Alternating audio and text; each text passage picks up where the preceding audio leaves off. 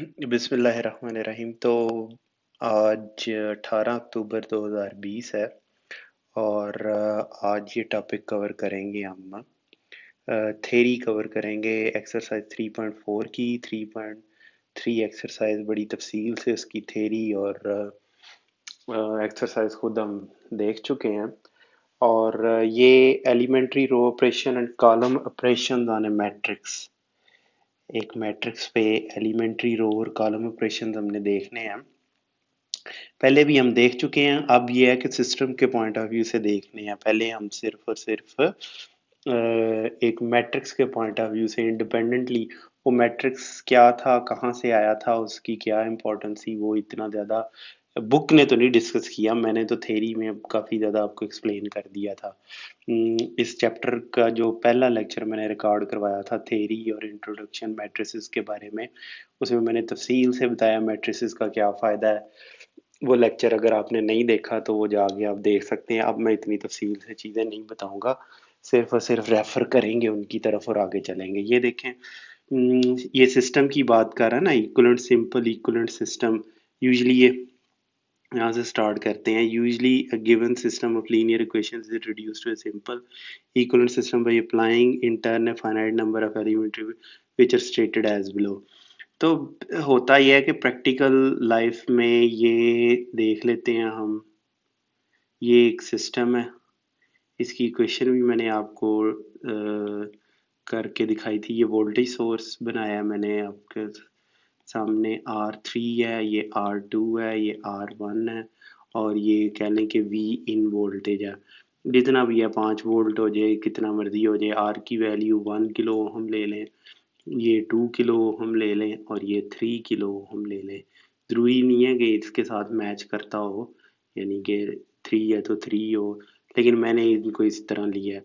अब इधर फर्ज करें, इस फर्स्ट लूप में I1 करंट है और इधर I2 है, तो इसकी इक्वेशन लिखी जा सकती है। इधर 2/2 का मैट्रिक्स आएगा हमारे पास, ये I1 और I2 आएंगे और ये इक्वल होगा V इन की जो भी वैल्यू है, 5 है तो 5 की इक्वल होगा और ये 0 होगा। ये 2/2 का इधर मैट्रिक्स मिल जाएगा। ये शायद R1 होगा और ये होगा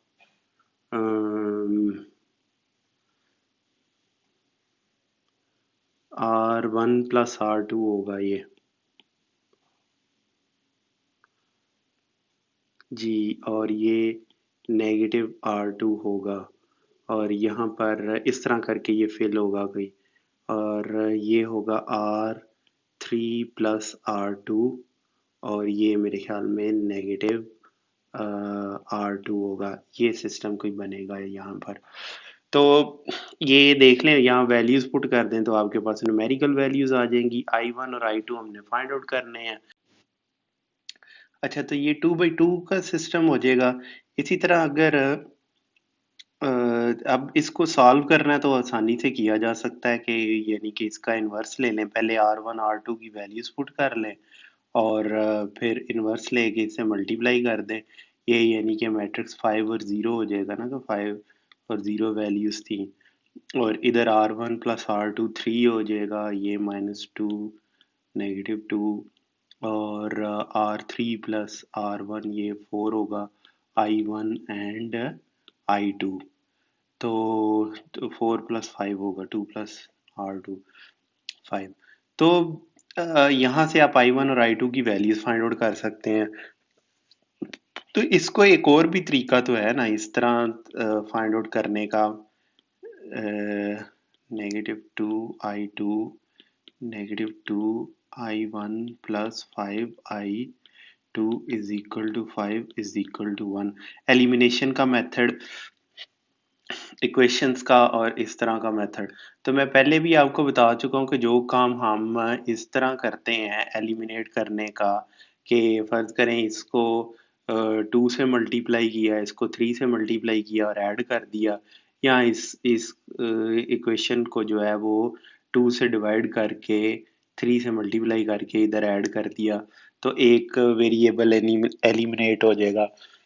तो इस केस में आपको पता है कि ये वेरिएबल्स आपको लिखने पड़ते हैं, तो उससे जान छुड़वाने के लिए फिर हम मैंने ये पहले आपको बताया था तरीका कि इस तरह भी हम कर सकते हैं इसको कि 5 और 0। इसने डॉटेड का कहा है कि ये डॉटेड लिखें, तो वो डॉटेड ठीक है, आप लिखना चाहें तो ज़रूर लिखें, लेकिन ये है कि वो फिर डॉटेड लिखने जो है ना वो आसान काम नहीं है, थोड़ा टाइम कंज्यूमिंग काम है और आपको इस तरह लिखना पड़ेगा, तो ये वो टाइम लगेगा लिखते हुए। तो अगर आप इधर लाइन भी लगा देंगे तो कोई हर्ज नहीं है। ये ऑगमेंटेड मैट्रिक्स कहलाता है।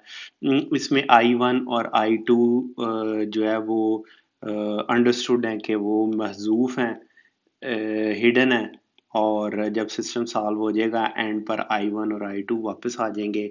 यहाँ पर हमें पता है कि ये इनपुट थी जो सिस्टम की, वो है ये सिस्टम के की वैल्यूज है, सिस्टम मैट्रिक्स है ये। तो यही कुछ इसने इधर लिखा हुआ है, वो हम पढ़ लेते हैं। इसके ऊपर वो कह रहा है कि उसी तरह रो और कॉलम ऑपरेशन हम अप्लाई कर सकते हैं जिस तरह हम इन इक्वेशंस के ऊपर करते थे। ठीक है, इसे इक्वेशन 1 का लेते थे हम, और इसे इक्वेशन 2, और उसे हम सॉल्व कर लेते थे। तो जब ये मैंने पहले भी एक्सप्लेन किया था कि बहुत ज़्यादा जैसे ये इधर लूप बढ़ेगा, टक टक टक, एक अगर ये इधर एक ऐसे लूप बढ़ता है, ठीक है, इस केस में ये 3 by 3 का मैट्रिक्स आपको मिलेगा। ये एक 3 by 3 का मैट्रिक्स मिलेगा, और ये वेरिएबल्स जो हैं I1 इधर I2 हो जाएगा, और ये करंट I3 हो जाएगी, I1 I2 एंड I3, और इधर ये वी इन 0 and 0 हो जाएगा। और ये सिस्टम आगे बढ़ भी सकता है, इसमें कोई मसला नहीं है। ये बहुत ज़्यादा लूप्स भी हो सकते हैं, मैंने पहले भी एक्सप्लेन किया था कि पावर सिस्टम में ये वैल्यूज़ बहुत ज़्यादा हाई जा सकती हैं। और ये वैल्यूज़ जो पावर सिस्टम तो बहुत बड़ी एग्जांपल है, आप उसी को देख लें, गूगल मैप्स को देख लें। गूगल मैप्स के पीछे यही मैट्रिसेस चल रहे होते हैं कि एक शहर जो है कराची, ये लाहौर है जी, ये नीचे जाके कराची है, ये ऊपर थोड़ा सा इस्लामाबाद है, रास्ते में इधर मुल्तान है, यहाँ पे हैदराबाद है, यहाँ पे कोयटा है, यहाँ पे करके पेशावर है। कितने सारे, ये तो सिर्फ पाकिस्तान के इतने ज़्यादा शहर और वो इलाके हो जाएंगे। तो एक का दूसरे तक जो रास्ता मालूम करना है, ठीक है, इधर से इधर, इधर से इधर, इधर, ये तमाम डिस्टेंसेस और डायरेक्ट डिस्टेंसेस अगर आपने फाइंड आउट करने हैं, तो पीछे कंप्यूटर के लिए जो है वो मैट्रिसेस ही चल रहे होंगे। ठीक है, Hyderabad, Multan, Islamabad, Peshawar, and what's this, this is Quetta.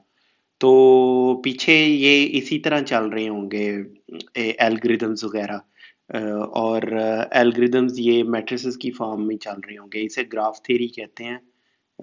ये ग्राफ थ्योरी है, ये वो वाला, उससे थोड़ा मुख्तलिफ ग्राफ है। ये ग्राफ ड्रा किया मैंने। ये वो वाला ग्राफ नहीं है जो एक्स वाई वाला ग्राफ हम ड्रा करते थे, इनको भी ग्राफ्स कहते हैं। तो उसमें भी मैट्रिसेस पीछे चल रहे होंगे और ये हमें करके देंगे, तो हमें ये वेरिएबल से जान छूट जाती है फिर हमारी इस केस में। और कहने का मकसद है कि ये बहुत बड़ा एडवांटेज बन जाता है जब मैट्रिसेस की वैल्यू या सिस्टम बहुत बड़ा हो जाता है। तो यहाँ पे अब हम देख लेते हैं कि ये क्या क्या रहा है। बहुत आसान है, सिर्फ और सिर्फ मुश्किल होगी कि पहली दफ़ा आप पढ़ रहे हैं, उस वजह से। वैसे ये जो भी कहा हुआ है बहुत आसान कहा हुआ है। तो हम देख लेते हैं कि पहले उसने कहा है जी कि कहता है usually a given system of linear equations is reduce to simple equivalent system by applying internal finite number of elementary operations. के ये जो इस तरह का फर्ज करें हमें सिस्टम दिया जाता है, ये वाला सिस्टम है, ये 2 by 2 का सिस्टम है ना, ये ऊपर सिस्टम, इसको सिस्टम कह रहा है। ये फिजिकल सिस्टम है और ये उसके इक्विवेलेंट इक्वेशंस का मैथमेटिकल सिस्टम है। ये कह लें या ये कह लें या इसको कह लें, ये इक्विवेलेंट मैथमेटिकल सिस्टम है, जबकि ये ऊपर फिजिकल सिस्टम मैंने आपको ड्रा करके दिया है। इलेक्ट्रिकल सर्किट ये ड्रा किया मैंने, फिजिकल सिस्टम और इक्विवेलेंट मैथमेटिकल सिस्टम। तो वो कह रहा है कि इसके ऊपर ये ऑपरेशन हम अप्लाई कर सकते हैं, इंतहाई आसान है। तो क्या ऑपरेशन है जी? इंटरचेंजिंग टू इक्वेशंस, यानी कि इन दो इक्वेशंस की हम इधर से इधर चेंज कर सकते हैं, इसको चाहे इक्वेशन 2 कह दें, इसे इक्वेशन 1 कह दें, कोई फ़र्क तो नहीं पड़ेगा सिस्टम के ऊपर, बिल्कुल नहीं। I1 और I2 की वैल्यूज़ वही रहेंगी। बाकी फिजिकल सिस्टम की सेहत पे कोई फ़र्क पड़ेगा, बिल्कुल नहीं पड़ेगा। तो बस वही बात जो है उसने लिख के कह दिया। Multiplying an equation by a non zero number, के किसी भी नंबर को हम नॉन ज़ीरो नंबर से मल्टीप्लाई करके इस इक्वेशन को ये जो इक्वेशन 1 है दूसरी इक्वेशन में हम ऐड कर सकते हैं। अच्छा, मैं इसमें ना वो एक चीज़ मैंने ढूंढी थी, वो जाके मैं ले आऊँ तो काफ़ी हेल्पफुल रहेगी। ये कि यहाँ एक्सेसिबिलिटी में था मैग्नीफायर, कौन सा था जी, zoom zoom controller, show controller, हाँ जी, ये काम आएगा अब हमारे। इसको मैं ऊपर छोड़ आऊँ तो अब मैं यानी कि ये इक्वेशन जो है, ये पहली इक्वेशन, ये इक्वेशन ठीक है, ये वाली, और उसके बाद दूसरी ये इक्वेशन। अच्छा, तो अब ये नोट की तरफ देखते हैं, या adding a multiple of one equation two another equation, यानी कि इन इक्वेशन को, इक्वेशन 1 और 2 को ऐड करें तो वो भी अलाउड है इसमें। ठीक है, ये तीन अलाउड है कि पहला कह रहा है इंटरचेंजिंग द टू इक्वेशंस, इस इक्वेशन को, इक्वेशन 1 को इक्वेशन 2 और इक्वेशन 2 को इक्वेशन 1 कहा जा सकता है। Multiplying an equation by non zero number, यानी कि इक्वेशन 1 को यहाँ पे कि अगर मल्टीप्लाई कर दें 2 से, 3 से, किसी से भी कर दें तो कोई फ़र्क नहीं पड़ेगा सिस्टम को, सिस्टम वैसे का वैसा ही रहेगा, सोल्यूशन वही आएगा। और adding a multiple of one equation two another equation, इस इक्वेशन का मल्टीपल इस इक्वेशन में ऐड किया जा सकता है, और यही टेक्निक हम इस्तेमाल करते हैं एलिमिनेशन के लिए, यानी कि I1 से छुटकारा हासिल करना हो या I2 से, तो यही टेक्निक इस्तेमाल करेंगे। एक का मल्टीपल करके दूसरे में ऐड किया जाएगा। अब देखते हैं ये जो नोट इसने यहाँ पर कहा है, ये वाला नोट, ये नोट, ठीक है, ये नोट, तो उसको देखते हैं। कहता है कि the systems of linear equations involving the same variables are equivalent if they have the same solution। कहने का मकसद ये है कि दो सिस्टम्स हों, सिस्टम्स क्या है, ये एक पूरा सिस्टम आपको नज़र आ रहा है, सिस्टम ऑफ लीनियर इक्वेशंस, ये दो लीनियर इक्वेशंस हैं। अब लीनियरिटी क्या होती है, ये एक ज़रा डिफरेंट टॉपिक है। बस ये समझ लें कि एक ऐसी इक्वेशन जिसका अगर ग्राफ आप प्लॉट करें और वो स्ट्रेट लाइन आए तो वो लीनियर इक्वेशन कहलाती है। उसकी एक पहचान ये होगी कि ये बिल्कुल भी मतलब उसमें एक्स या आई है ना, आई वेरिएबल हम इस केस में कंसिडर कर रहे हैं, तो आई का स्क्वायर नहीं होगा। ठीक है, आई स्क्वायर या आई की पावर 1 होगी और I2 की भी पावर 1 होगी, ये इसकी एक कंडीशन है। और इनका जब आप जैसे ही इधर आई स्क्वायर आ जाएगा तो ये नॉन लीनियर इक्वेशन हो जाएगी। या बाज़ दफ़ा ईज़ पावर आई आ जाए या आइज़ पावर ई आ जाए इस तरह, तो वो भी नॉन लीनियर इक्वेशन हो जाती है। खैर, ये एक अलहदा से टॉपिक है, इसके ऊपर तो लीनियर सिस्टम्स के ऊपर तो काफ़ी रिसर्च हो चुकी है और तकरीबन ये सैचुरेट हो गई है रिसर्च, यानी कि जितनी होनी थी हो चुकी है, अब सारी की सारी नॉन लीनियर सिस्टम्स पर हो रही है। खैर, वो क्या होते हैं वो भी एक थोड़ा बहुत मैंने बताया था कि ये जो मिसाइल सिस्टम्स वगैरह हैं ये नॉन लीनियर हैं। तो खैर, ये इधर एडवांस लेवल का टॉपिक है, इसकी तरफ नहीं जाते हम। तो ये देखें आप नोट 1, ये नोट, इसे पढ़ें तो इसका कहने का मकसद है कि दो सिस्टम्स इक्वलेंट होंगे, यानी कि अगर मैं इस सिस्टम को आप देखें, ये जो दो इक्वेशन है, इक्वेशन 1 और इक्वेशन 2, और यहाँ पे ये जो दी हैं, इनको अगर मैं पहली को मल्टीप्लाई कर दूँ, इस इक्वेशन को फ़र्ज़ करें 2 से मल्टीप्लाई करें तो ये 6 1 - 2 I2 = 10, और दूसरी को 2 से मल्टीप्लाई कर दें 4 I1 + 5i2 किसी और से भी कर सकते थे, मैंने सिंप्लीफाई करने के लिए चीज़ों को 2 से कर दिया। तो ये इक्वलेंट है, ये सिस्टम दो इक्वेशंस का सिस्टम, और ये जो सिस्टम आया हमारे पास इन दो इक्वेशंस का सिस्टम, ये सिस्टम और दूसरा ये सिस्टम जो है ये इक्वलेंट है आपस में। क्यों? क्योंकि इनका सॉल्यूशन सेम होगा।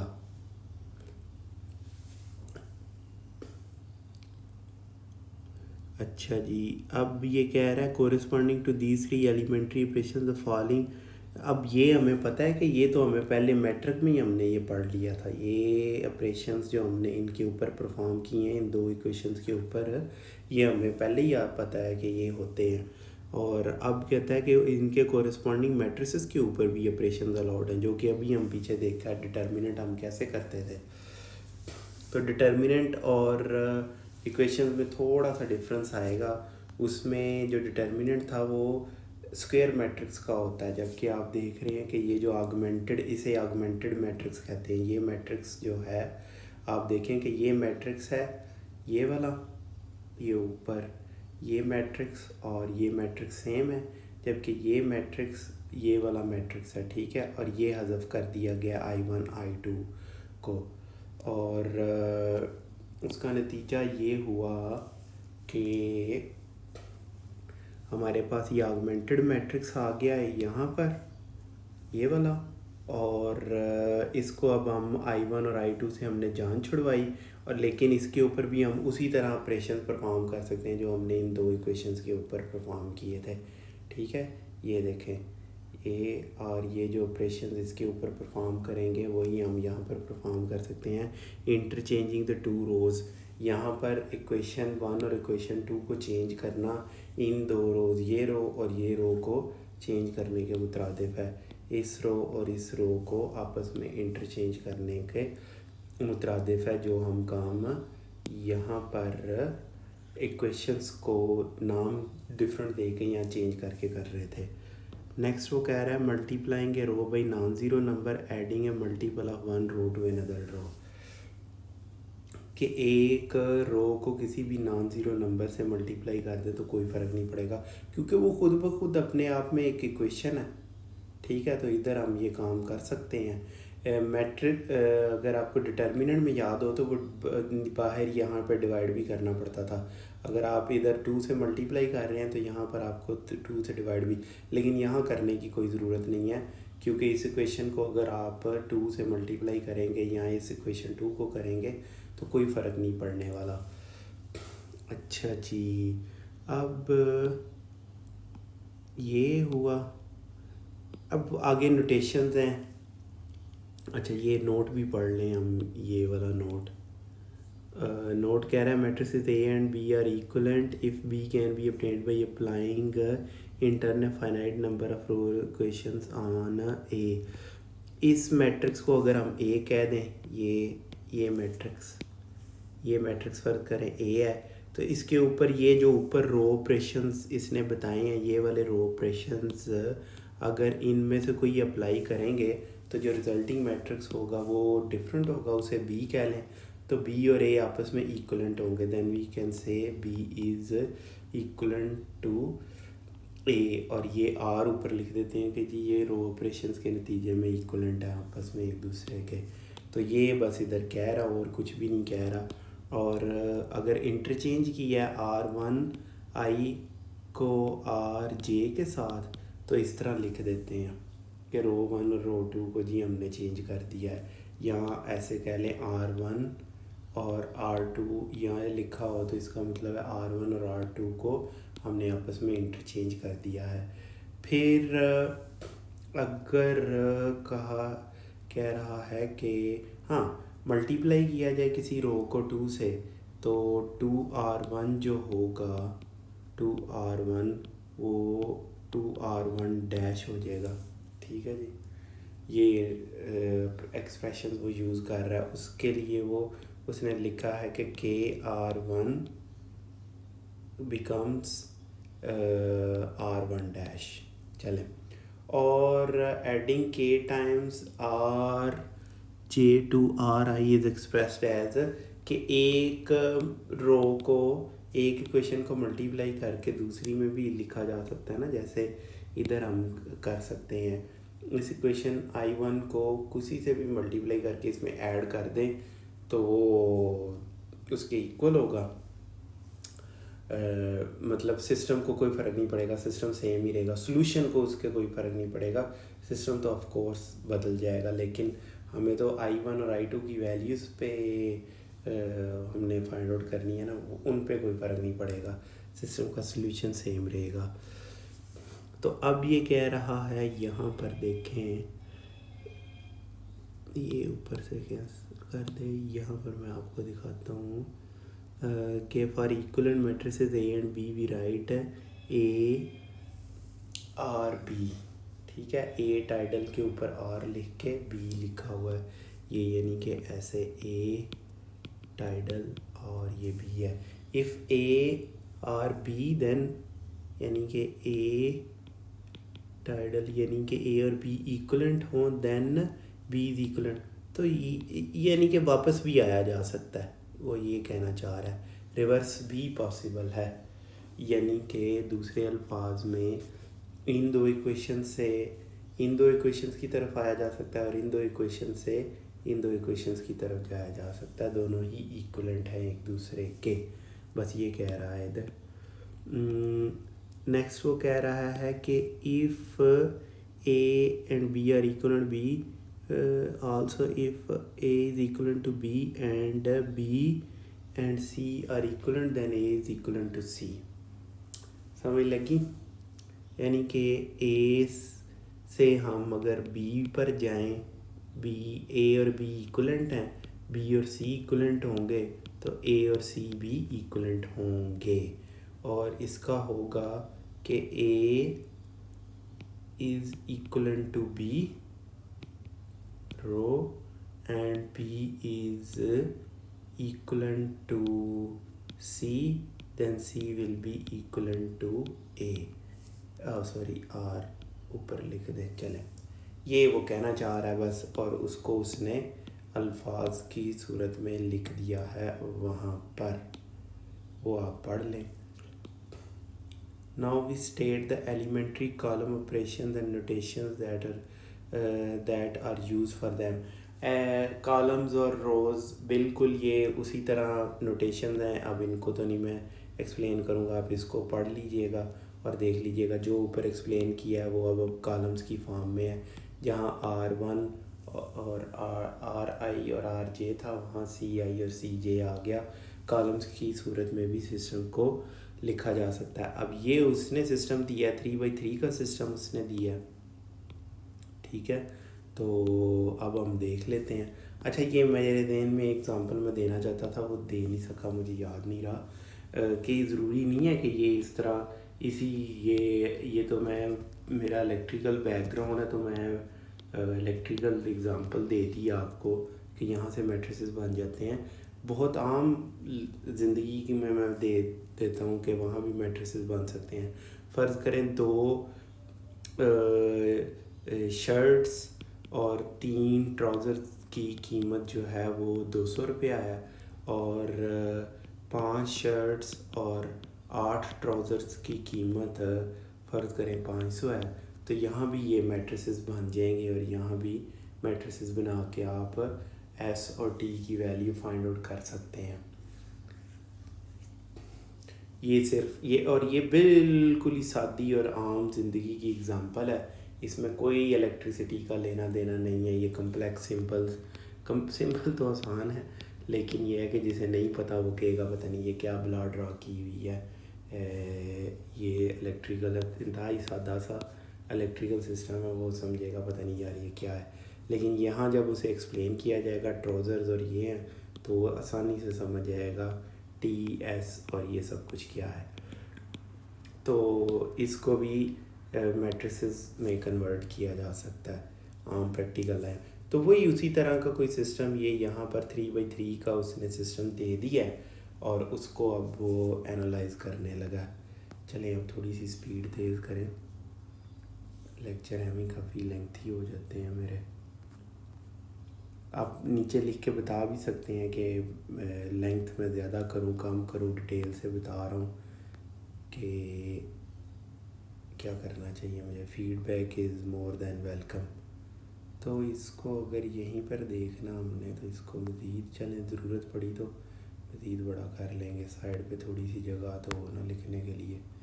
चलें अब यहाँ से हम स्टार्ट करते हैं। जो पीछे उसने सिस्टम दिया है उसको अब उसने मैट्रिक्स फॉर्म में कन्वर्ट कर लिया।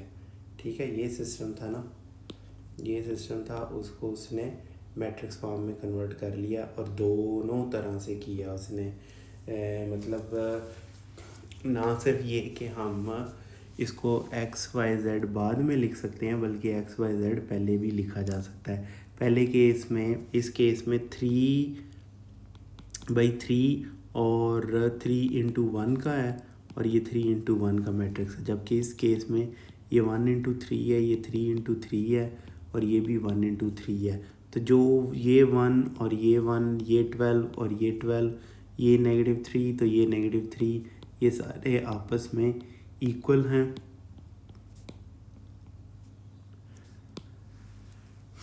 तो यहाँ भी ये इक्वल हो गए आपस में।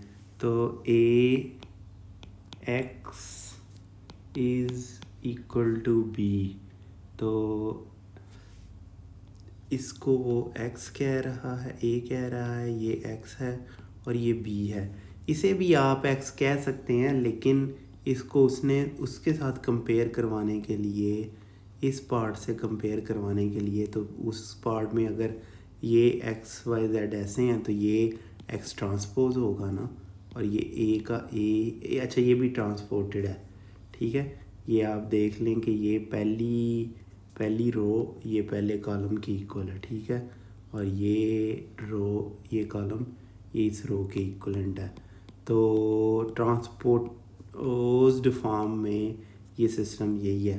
तो कुछ भी नहीं, सिर्फ ट्रांसपोज ही किया है। अगर यहाँ आप दोनों साइडों पे ट्रांसपोज ले लें तो ये जो बनेगा ये x transpose into A transpose है। ये हम पीछे प्रॉपर्टी पढ़ आए हैं, ए बी ट्रांसपोज हमने पढ़े थे ना, कि ये इक्वल होता है B transpose into A transpose. तो वही प्रॉपर्टी यहाँ इस्तेमाल हुई है। और ये सिस्टम, ये जो सिस्टम है उसको इसके इक्वलेंट भी लिखा जा सकता है, यानी कि ये लेफ़्ट हैंड साइड पे जो सिस्टम है उसको ये राइट हैंड साइड में मौजूद सिस्टम के इक्वलेंट भी लिखा जा सकता है। चलें अब चलते हैं हम आगे इसके, कि वो क्या करने लगा। A is called the matrix of coefficients. ठीक है, इस ए को मैट्रिक्स ऑफ कोफिशेंट्स कहते हैं। Appending a column of constants on left of A we get augmented matrix of the given system. ये ऑगमेंटेड मैट्रिक्स है।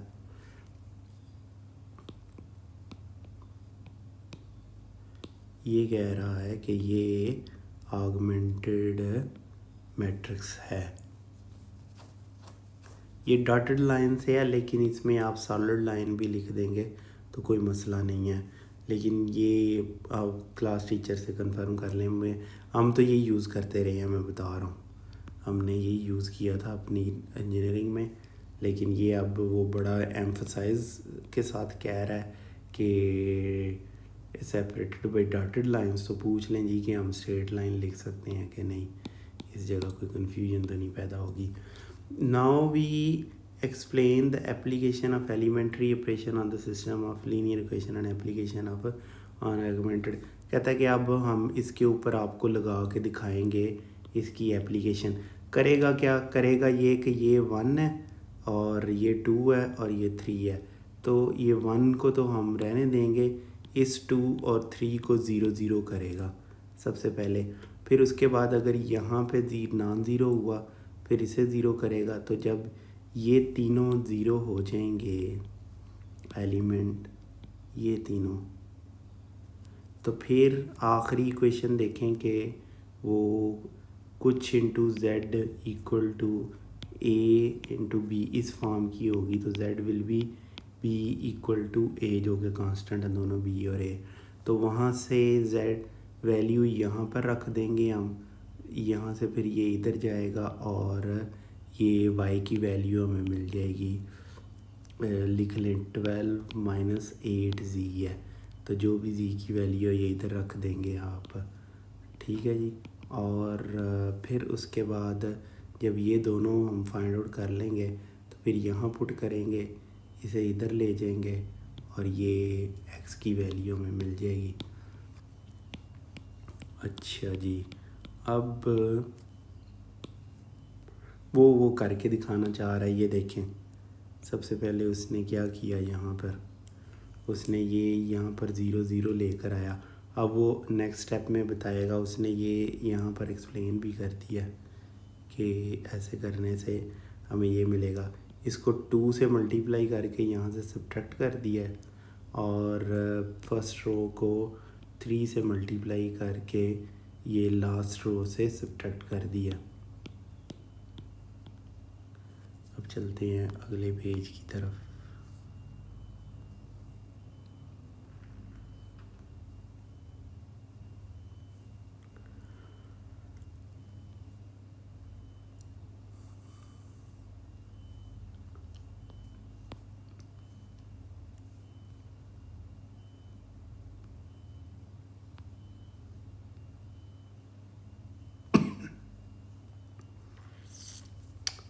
अच्छा जी, interchanging the second and third equation we have. अब देख लें कि ये जो इक्वेशन थी वो नीचे चली गई और ये जो इक्वेशन थी वो ऊपर आ गई।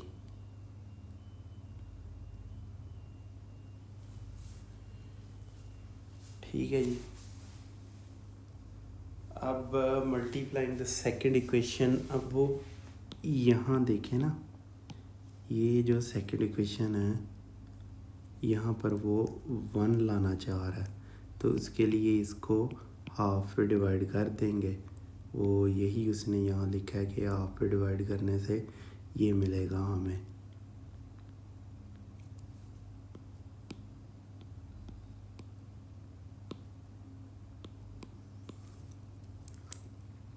मैं फिर कह रहा हूँ, हमने कंफ्यूज नहीं करना है इसको डिटर्मिनेंट के साथ, क्योंकि डिटर्मिनेंट के केस में जब आप डिवाइड करते हैं तो मल्टीप्लाई भी करना पड़ता है। यानी कि रो ए को अगर आपने 2 से मल्टीप्लाई किया है तो यहाँ आप 2 से डिवाइड भी करेंगे। लेकिन जबकि इस इक्वेशन में क्योंकि ये मतलब इक्वेशन है पूरी की पूरी, ये जो नंबर्स रिप्रेजेंट कर रहे हैं ये एक इक्वेशन है, तो इसलिए जस्ट इसी को मल्टीप्लाई कर सकते हैं आप। अब जस्ट वो एलिमिनेट कर रहा है, देख लें उसने एलिमिनेट करके यहाँ भी 1 ले आया, यहाँ 0 ले आया, और यहाँ 1 और यहाँ 1 तो पहले ही मौजूद था।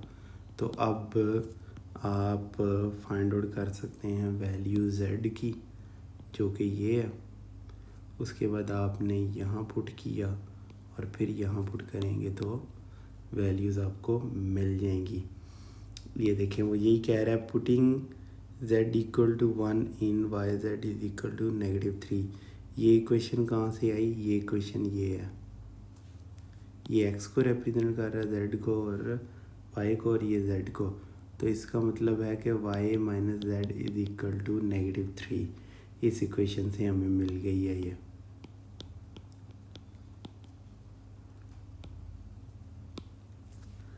नाउ सब स्टीलाइजिंग, अच्छा सब्सटीट्यूटिंग लिखना चाहिए था मेरे ख्याल में। चलें, substituting z equal to 1 and y equal to -1 in the first equation, ये फर्स्ट इक्वेशन है ना, वी गेट, ये हमें मिल जाता है गिवन सिस्टम का सॉल्यूशन 1 -1 -2 और 1 है। अब जो काम उसने वैसे किया था, अब ये कॉलम फॉर्म में उसको कन्वर्ट करके दिखाने लगा, तो ये भी आप देख लें, कोई इतना मुश्किल नहीं है।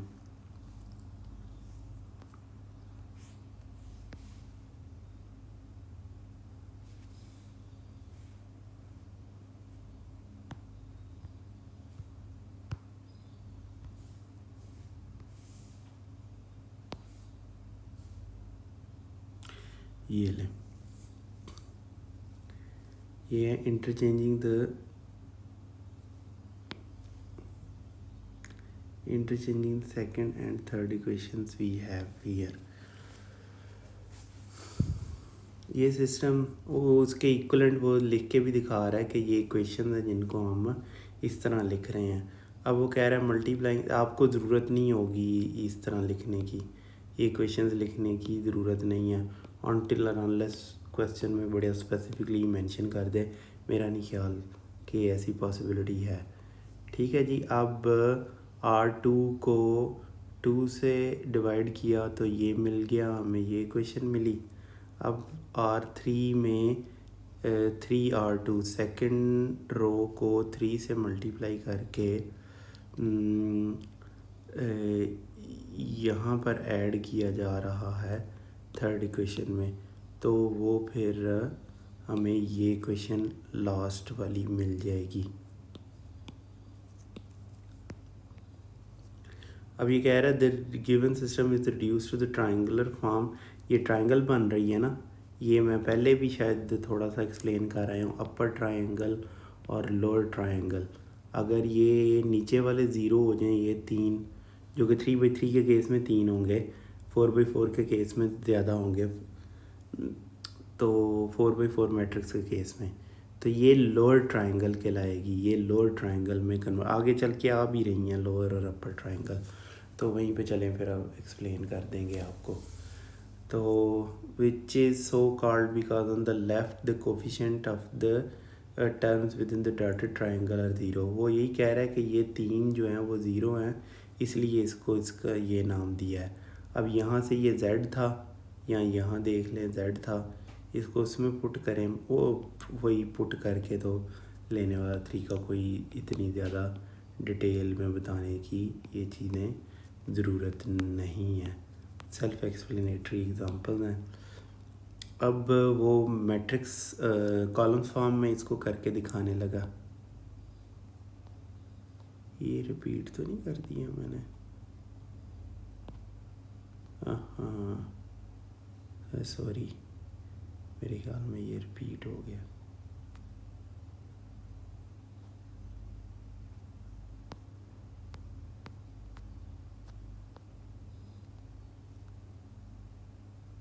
हाँ ये देखें ना, इंटरचेंजिंग और इंटरचेंजिंग। चलें, थोड़ा मैंने नई चीज़ एक्सप्लेन थोड़ी बहुत की थी। ये है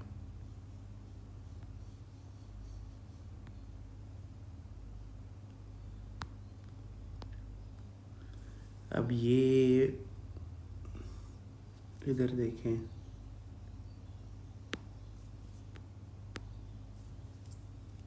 ये अब कॉलम्स के ऊपर वही ऑपरेशन परफॉर्म कर रहा है और उसी तरह एलिमिनेट करके यही सॉल्यूशन हमें मिल गया है, जो कि पिछले एग्ज़ाम्पल जो कि यही क्वेश्चन था, बस वो रो एलिमिनेशन करके किया, अब कॉलम्स की शक्ल में ये काम करके वो बता रहा है।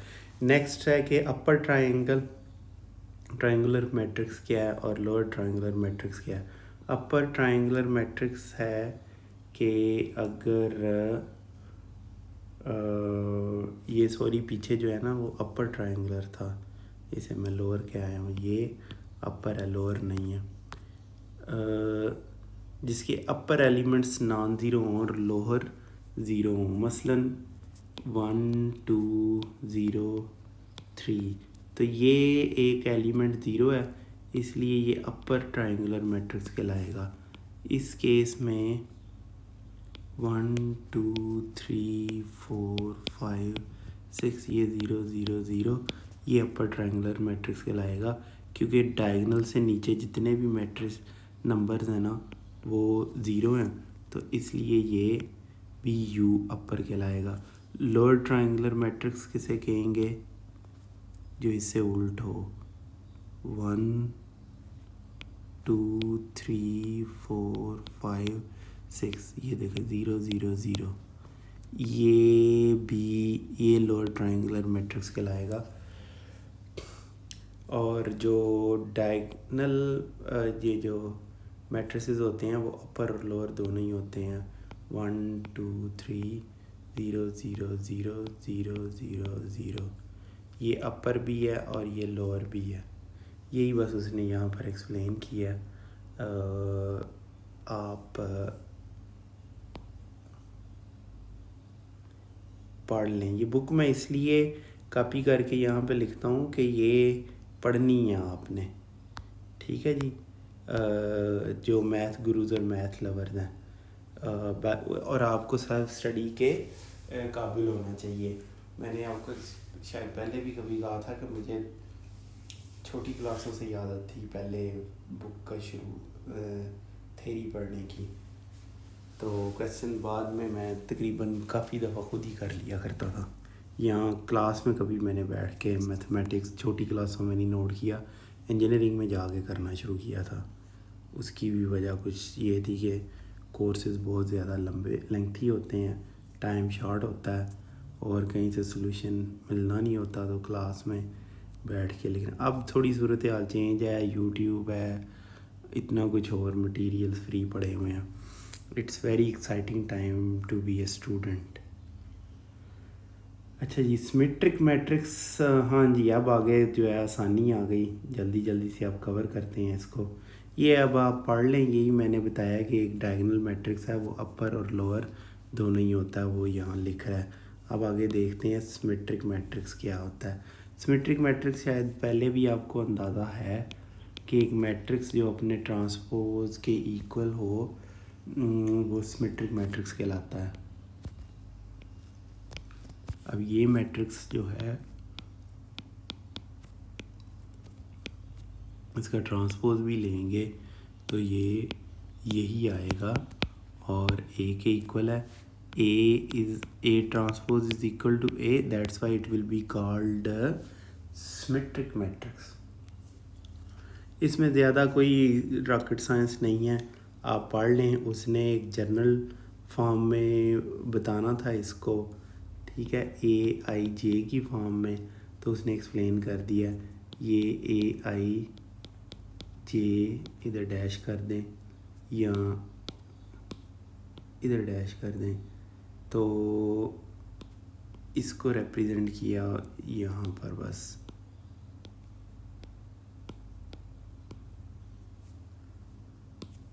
नेक्स्ट ये देख लें, इसका ट्रांसपोज लें तो बिल्कुल यही आएगा।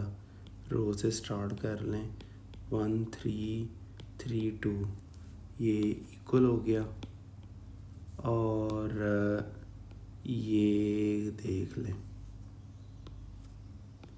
इसका भी ट्रांसपोज आप लेंगे तो बिल्कुल यही आएगा।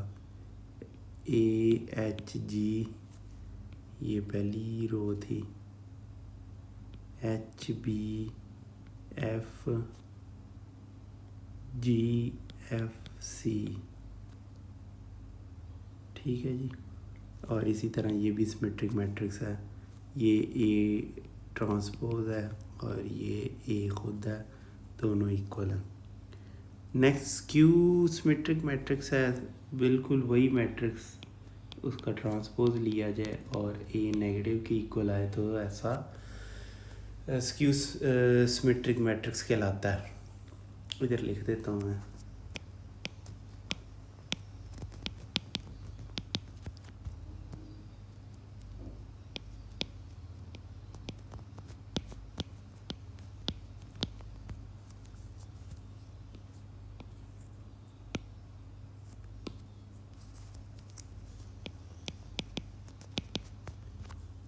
ठीक है जी, स्क्यू सिमेट्रिक की एग्जांपल्स हम देख लेते हैं।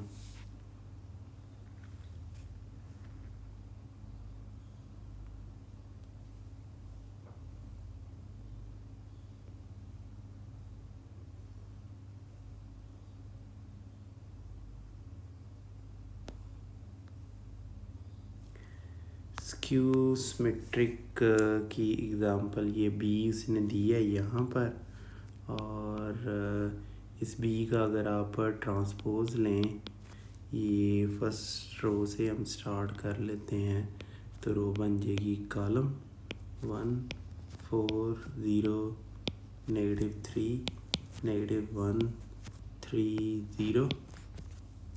अब ये देखें, अगर बी को नेगेटिव से मल्टीप्लाई किया जाए तो 0 4 -1 -4 0 3 1 -3 एंड 0।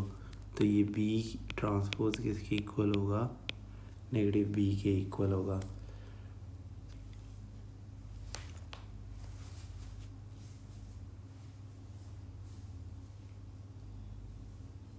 अब हर्मिशियन मैट्रिक्स है। हर्मिशियन मैट्रिक्स क्या होता है? ये टर्म है कम्प्लेक्स नंबर्स के लिए, मतलब कि जो मैट्रिक्स होता है वो कम्प्लेक्स नंबर पर मुश्तमिल होने चाहिए, तब जाके ये हर्मिशियन मैट्रिक्स डिफाइन होगा। वैसे तो रियल नंबर्स भी कम्प्लेक्स नंबर का स्पेशल केस है, लेकिन चलें इतनी निटी-ग्रिटीज़ में नहीं जाते हम।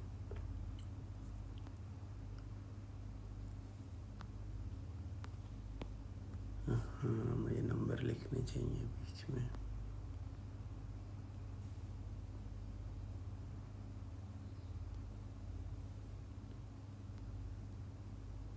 Hermitian matrix.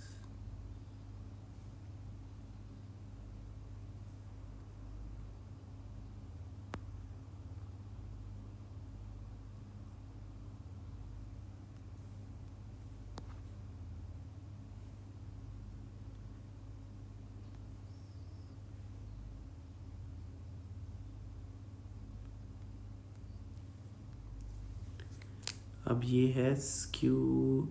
अच्छा, पहले हर्मिशियन मैट्रिक्स की मैं एग्जांपल दे दूं। क्या था हर्मिशियन मैट्रिक्स? क्या होता है कि एक कम्प्लेक्स मैट्रिक्स है, फ़र्ज़ करें ए है, उसका कंजुगेट लें और फिर ट्रांसपोज ले लें। अगर तो ए ही के इक्वल हो तो वो हर्मिशियन मैट्रिक्स कहलाएगा।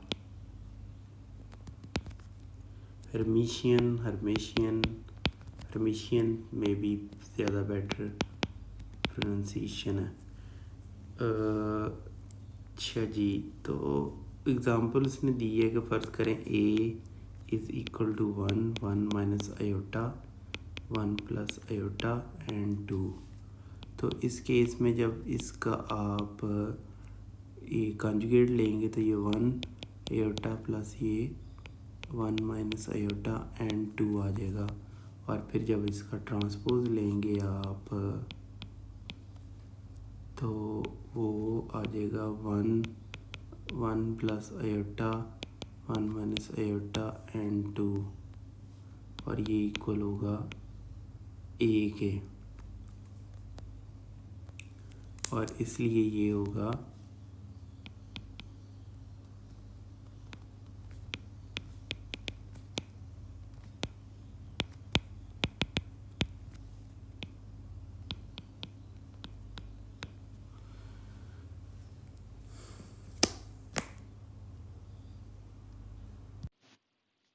अच्छा, इसमें बस मैं ये ऐड करता चलूँ कि एक मैट्रिक्स का जो कंजुगेट है वो एलिमेंट वाइज फाइंड आउट करते हैं। मसलन एक मैट्रिक्स ये है, देख लेते हैं, 1 आयोटा माइनस आयोटा एंड 2।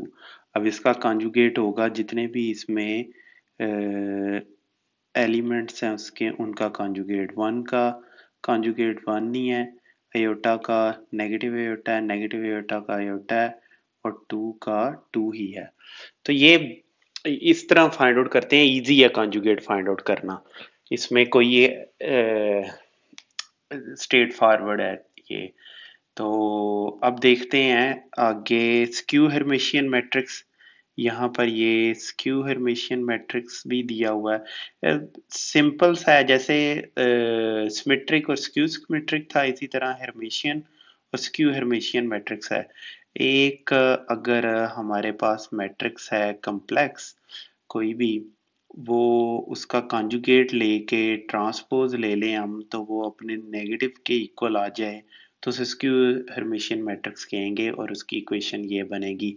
ये आप पढ़ लीजिएगा, ये जो भी इन्होंने यहाँ लिखा है, इन्होंने of course general point of view से लिखना था, तो इसके एलिमेंट्स ए और जे के पॉइंट ऑफ व्यू से इन्होंने इनको लिखा है।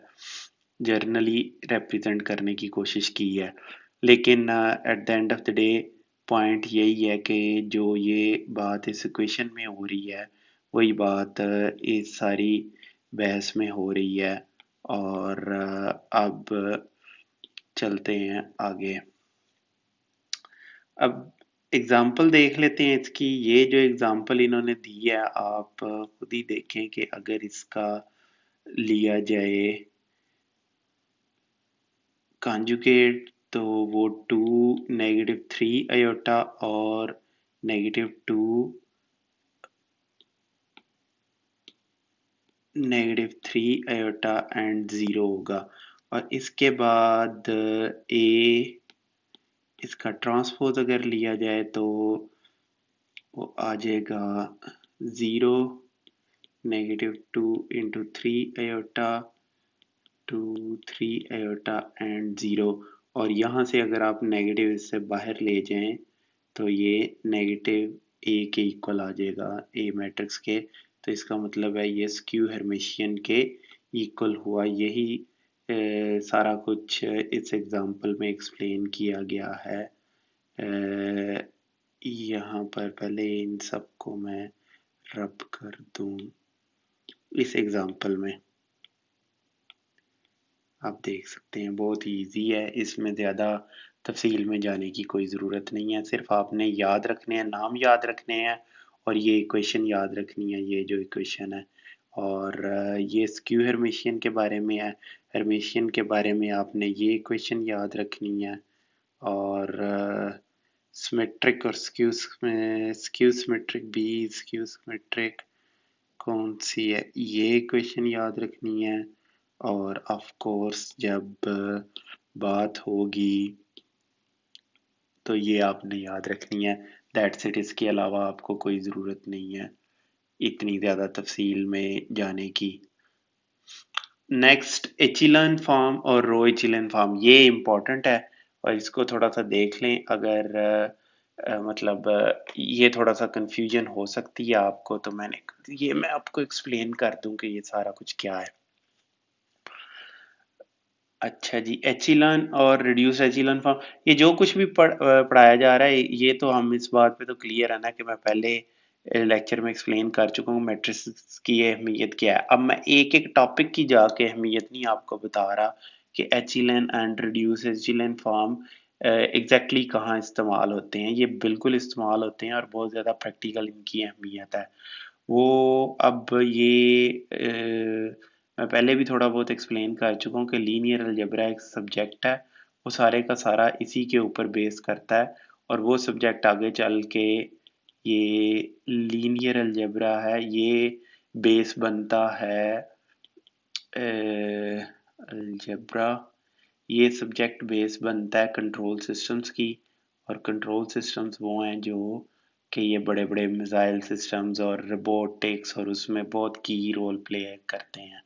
इनके बगैर, कंट्रोल सिस्टम्स के बगैर वो नहीं बन सकते ये सारा कुछ। यानी कि इस टॉपिक की इंतहाई ज़्यादा प्रैक्टिकल इम्पोर्टेंस है। यहाँ उन्होंने प्रैक्टिकल पॉइंट ऑफ व्यू से नहीं डिस्कस किया है इसको, तो हम भी उतना ही करेंगे जितना बुक में दिया है। तो चलें देखते हैं इसको। In any non zero row of a matrix the first non zero entry is called the leading entry of that row. पहले उसने दो डेफिनेशनें बताई हैं, लीडिंग एंट्री और लीडिंग जीरो एंट्रीज वो बात कर रहा है। वो क्या कह रहा है वो मैं आपको बता देता हूँ। कह रहा है कि in any non zero row of a matrix, एक मैट्रिक्स है, फर्ज करें 1 2 3 0 1 2 0 0 0, ये एक मैट्रिक्स है। तो वो कहता है कि किसी भी नॉन जीरो रो में, अब ये तीन रोज है ना, ये रो 1, इनको नाम दे लेते हैं, ये रो 2 और ये रो 3। इस डेफिनेशन के मुताबिक लीडिंग एंट्री क्या होती है, किसी भी leading in any non zero row of the first non zero entry. पहली नॉन जीरो एंट्री R1 में क्या है, 1, तो इसे लीडिंग एंट्री कहेंगे इस केस में। इस केस में क्या है लीडिंग एंट्री, ये 1 है, चले इसको 1 ही ठीक है। यहाँ पर ये वाला 1 लीडिंग एंट्री है और यहाँ थर्ड रो में कोई भी नहीं है, क्योंकि इसमें नॉन जीरो एंट्री है ही नहीं, तो R3 में no leading entry, leading entry है ही नहीं ये थर्ड रो में।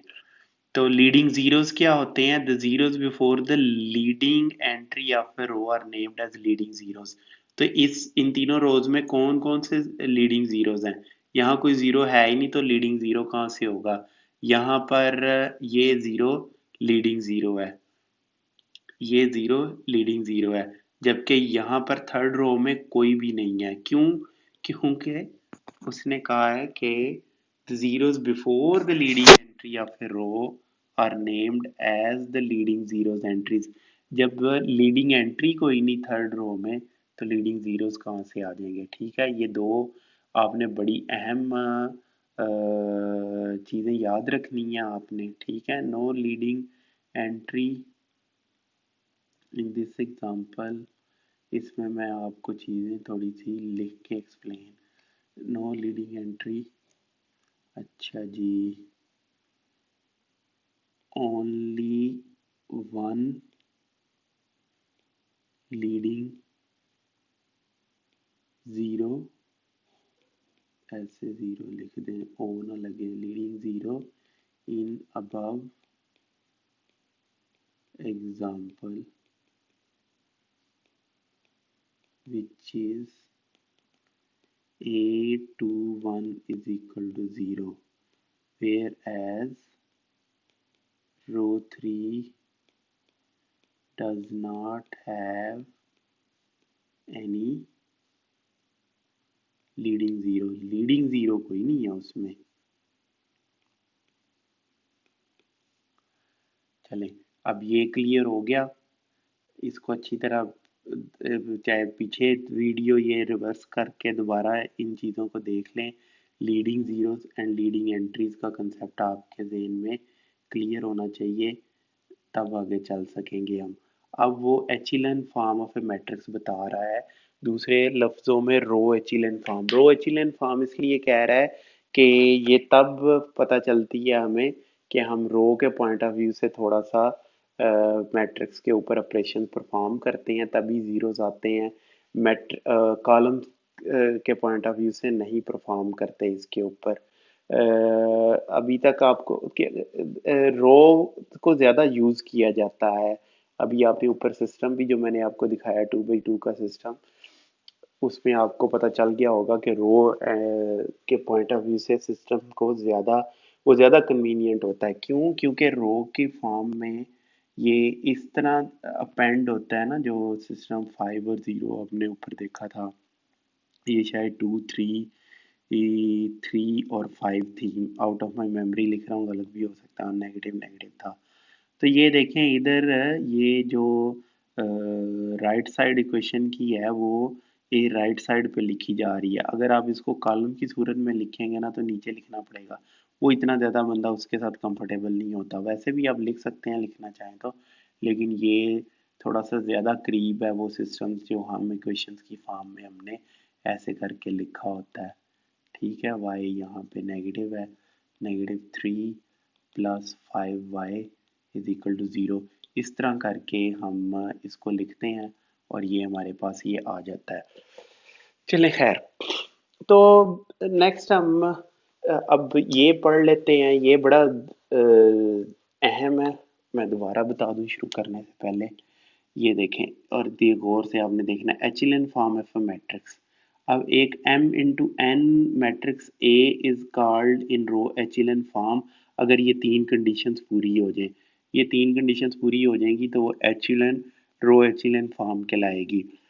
चलें, पहली कंडीशन है, in each successive non zero row the number of zeros before the leading entry is greater than the number of such zeros in the preceding row.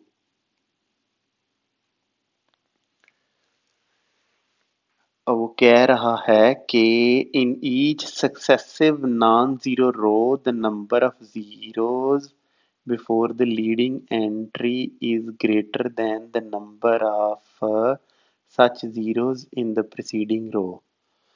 यानी कि जो भी ये रोज आ रही हैं, ये रो है रो 1 इस मैट्रिक्स में देखें ना, ये रो वन है, रो टू, रो थ्री, जितनी भी ये रो, ये सक्सेसिव प्रीसीडिंग और सक्सेसिव आप समझ लें।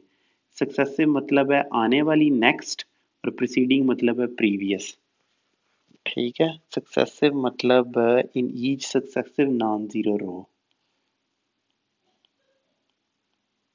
सक्सेसिव मीन्स नेक्स्ट और preceding means previous। नेक्स्ट और प्रीवियस ये आपने याद रखना है। तो इन, अब यहाँ देखें कि नॉन ज़ीरो, ये वाली थर्ड तो इसमें काउंट ही नहीं होगी क्योंकि थर्ड जो है वो नॉन ज़ीरो नहीं है। तो पहली और दूसरी रो की बात हो रही है, तो पहली रो में तो ज़ीरो है ही कोई नहीं। ठीक है, लीडिंग ज़ीरो, इसमें ज़ीरो लीडिंग ज़ीरो है, और दूसरी रो में कितना है, वन लीडिंग ज़ीरो है। ठीक है, इस रो में जीरो लीडिंग जीरो है और इसमें वन, और इसमें वैलिड ही नहीं है लीडिंग जीरो, इसको तो काउंट ही नहीं करना हमने थर्ड रो को। ये थोड़ा ज़्यादा ये हो गए हैं, मैं इनको ये हटा दूँ यहाँ से। आपने ये देखना कि ये पहली रो है, ये दूसरी रो है, ये तीसरी रो है।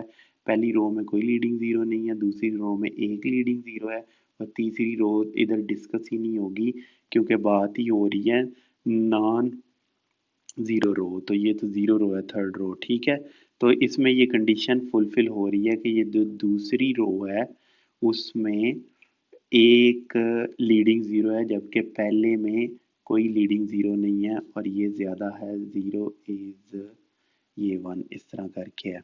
चलें, अब चलते हैं दूसरी कंडीशन की जानिब। दूसरी कंडीशन में कहता है कि every non zero row in A precedes every zero row if any, यानी कि जितनी भी नॉन ज़ीरो रोज़ हैं, कितनी नॉन ज़ीरो रोज़ हैं, ये पहली दोनों नॉन ज़ीरो रोज़ हैं। ठीक है ना, नॉन ज़ीरो रो वो होगी जिसमें जिस भी रो में कोई ना कोई एक एलिमेंट भी नॉन ज़ीरो होगा, यानी कि ज़ीरो के इक्वल नहीं होगा, वो नॉन ज़ीरो रो कहलाएगी। जबकि थर्ड ज़ीरो रो है क्योंकि सारे के सारे एलिमेंट्स ही ज़ीरो हैं। Every non zero row in A precedes every zero रो, तो ये दोनों रोज़, यानी कि जो नॉन ज़ीरो रोज़ हैं वो ज़ीरो रोज़ से पहले आनी चाहिए। तो पहली रो भी नॉन ज़ीरो रो है, दूसरी रो भी नॉन ज़ीरो रो है, तो वो पहले आ रही है ना, वो पहली है, दूसरी है, और जो ज़ीरो रो है वो थर्ड है। तो फर्स्ट और सेकंड पहले आ रही हैं और थर्ड आ रही है। तो ये कंडीशन, पहली कंडीशन भी फुलफिल होगी, दूसरी भी फुलफिल होगी। अब तीसरी कंडीशन हम देख लेते हैं। तीसरी कंडीशन में कह रहा है the first non zero entry leading entry in each row is one. ठीक है, the first non zero entry in each row is one, यहाँ भी वन है, यहाँ भी वन है, तो ये क्या हो जाएगा, ये रिड्यूस, तीनों कंडीशंस पूरी हो गई हमारे पास, तो ये रो एचिलन फॉर्म में है। ये मैट्रिक्स जो मैं हमने कंसिडर किया है ये रो एचिलन फॉर्म में है। ये तीन कंडीशंस आप बार बार देखें, इनको पढ़ें, समझें। मैंने ये जो एग्जांपल समझाई है इसको फिर जाके वीडियो को पहले पॉज करें, अच्छी तरह इसको समझें क्या कह रहा है, खुद गौर व फिक्र इस एग्जांपल एक पे कर लें। फिर इस वीडियो को अगर नहीं समझ आई रिवर्स करें, जहाँ से मैंने ये समझाना शुरू किया है दोबारा इसको समझें। ये बड़ा इंपॉर्टेंट कंसेप्ट है, ये क्लियर होना चाहिए ये तीनों आपके जहन में। ऑफ कोर्स एग्ज़ाम के पॉइंट ऑफ व्यू से भी ये अहम है, पूछ सकता है, किसी में भी आ सकता है, इसके बारे में क्विज भी आ सकता है, मतलब ऑब्जेक्टिव टाइप क्वेश्चन भी आ सकता है, ई कैट वगैरह में भी पूछ सकता है, और पेपर में भी क्वेश्चन भी आ सकता है, और ऑब्जेक्टिव टाइप क्वेश्चन भी आ सकता है। इसके फ़ौरन बाद उसने एक एग्ज़ाम्पल दे दी है, एचिलन फॉर्म और रिड्यूस्ड एचिलन फॉर्म। ठीक है, एग्ज़ाम्पल्स दो तीन उसने दी हैं, वो हम देख लेते हैं, तो फिर आगे चलते हैं। हाँ जी, कौन सी, मेरे ख्याल में ये है पेज, हाँ जी बिल्कुल।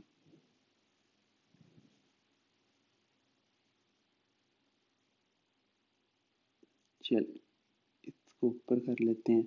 वो कह रहा है कि some authors do not require condition three, यानी कि तीसरी कंडीशन ये जो हमने ऊपर देखी है, द फर्स्ट, ये वाली, ये ऊपर, तो इसको कह रहा है the first non zero entry in each row is zero, कि यहाँ पे वन ना भी हो, अ, ये और ये एंट्रीज अगर नॉन ज़ीरो भी, मतलब वन ना भी हो तो फिर भी चल जाएगा, लेकिन बुक की आपने कहा है कि ये कंडीशन है, तो ये कंडीशन हमने कंसिडर करनी है। देखते हैं ये मैट्रिक्स और ये मैट्रिक्स इस फॉर्म में है कि नहीं है। तीनों कंडीशंस ऊपर से चल के देख लेते हैं। ये तीन कंडीशंस आप देख लें, ये ऊपर पहली ये कंडीशन है, इसको देख लें कौन क्या थी, इन ईच सक्सेसिव, यानी कि in each coming successive coming next, in each coming non-zero row the number of zeros before the leading entry is greater than the number of such zeros in the preceding row। तो इसमें कितने leading रोज हैं, पहली रो में इस matrix को देखें ना, इस मैट्रिक्स को, ये रो इसकी टू है और ये रो थ्री है, ये आर थ्री है, ये आर टू है, ये आर वन है। आर वन में कितने लीडिंग रोज हैं, वन, जीरोज हैं वन। आर टू में कितने लीडिंग जीरोज हैं, टू। आर थ्री में ये लीडिंग जीरोज इधर अप्लाई ही नहीं होता, वो सिर्फ और सिर्फ इन्हीं सक्सेसिव नॉन जीरो रो हमने कंसिडर करनी है पहली दूसरी कंडीशन के लिए। तो वन और टू है, तो ठीक है, पहली में वन है, अगर इधर भी वन होता दूसरी रो में भी तो ये कंडीशन फुलफिल ही नहीं होनी थी। चलें, ये पहली कंडीशन फुलफिल हो गई, यहाँ आप टिक कर लें। अब दूसरी कंडीशन क्या है, ये ऊपर देखें, every non zero row in A precedes every zero row, every non zero रो, ठीक है, दोनों नॉन जीरो रोज जो है आर वन और आर टू, ये नीचे अगर आप देखें, ये आर वन आर टू, ये इससे पहले आती हैं, थर्ड आर थ्री से पहले आती हैं, तो लिहाजा ये कंडीशन भी फुलफिल हो गई। थर्ड कंडीशन क्या है कि the first non zero entry in each row is one, यहाँ भी वन है, यहाँ भी वन है, तो ये कंडीशन भी फुलफिल हो गई। तो इसका मतलब है कि ये एचिलन फॉर्म में है, ये मैट्रिक्स। तो ये मैट्रिक्स भी मुझे एचिलन फॉर्म में लग रहा है कि तीनों कंडीशन ये फुलफिल कर रहा है। बट द मैट्रिसेस, चलें ये मैट्रिसेस फाइंड आउट करें, इधर आप पॉज करें, मैं अभी आपको बताता हूँ कि ये क्यों नहीं है एचिलन फॉर्म में, लेकिन आप इसमें देखें कि कौन सी ये तीनों में से ये कौन सी कंडीशंस फुलफिल नहीं होती। ये ऐसे कर देते हैं, ठीक है जी, और ये, अच्छा जी, इसमें मैं आपको बताता हूँ, चलें, आपने गौर किया होगा। अच्छा जी, ये देखें, पहली कंडीशन क्या थी इस रो में, ये आर वन इसको कह लें, इनको अब मिटा दें ताकि ज़्यादा कंसंट्रेट कर सकें आप इस क्वेश्चन के ऊपर। ये आर टू थी, ये आर थ्री थी।